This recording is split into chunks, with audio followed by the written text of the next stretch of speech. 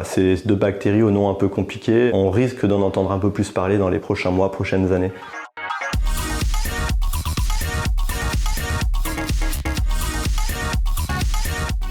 Alors plutôt kombucha, si j'avais le choix, je dirais kéfir de fruits. Voilà, parce que c'est à la fois bon pour la santé, en plus très désaltérant avec un super goût. Et bien tout simplement en soignant un patient, alors qui était, je pense, l'un des premiers patients à être traité comme ça en France, on devait être en 2013 ou 2014, il venait d'y avoir une étude qui montrait l'efficacité de ce traitement en fait pour guérir d'une infection que vous connaissez probablement, l'infection récidivante à une bactérie qui s'appelle Clostridium difficile, en tout cas elle s'appelait comme ça, maintenant c'est Clostridioides, et nous on avait une patiente dans le service qui n'arrivait pas à sortir de cette infection, et donc voilà, on l'a tenté. Alors à l'époque c'était un petit peu de façon artisanale, maintenant on fait ça de façon beaucoup plus protocolisée, mais ça avait marché chez cette patiente. Des papillons dans le ventre? Bah pas encore, ça va peut-être venir.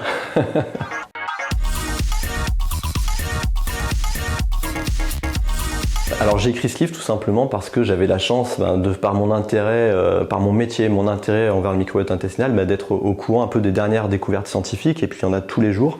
Et tout ça, ça concerne en fait la santé de tout le monde, et je me suis dit c'est dommage que le grand public ne soit pas au courant de tout ça. Ça pourrait participer au fait qu'ils prennent plus soin d'eux et qu'ils aient une meilleure santé et qu'ils évitent de venir me voir tout simplement en consultation avec déjà des maladies qui sont installées et des symptômes qui sont des fois plus difficiles à soulager.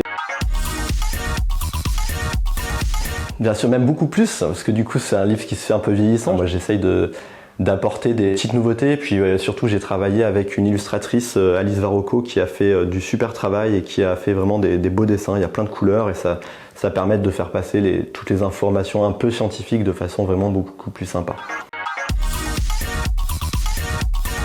Non, mais je pense que je le ferai. Alors comme j'explique dans le bouquin, c'est vraiment plus à viser de curiosité, on va dire, que vraiment de façon utile pour notre santé en fait.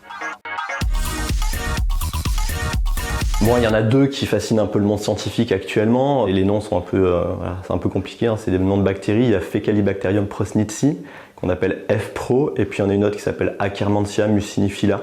On risque d'en entendre un peu plus parler dans les prochains mois, prochaines années. Les deux bactéries auraient pas mal de vertus bénéfiques pour la santé, et notamment des vertus anti-inflammatoires, et qui limiteraient le risque d'apparition de certaines maladies chroniques, ou qui pourraient même améliorer certaines maladies chroniques.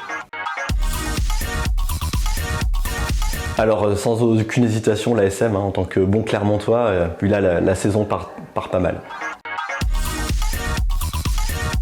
Alors c'est pas vraiment un cri de guerre, c'est plutôt festif, mais ça va être 1, 2, 3, go go go!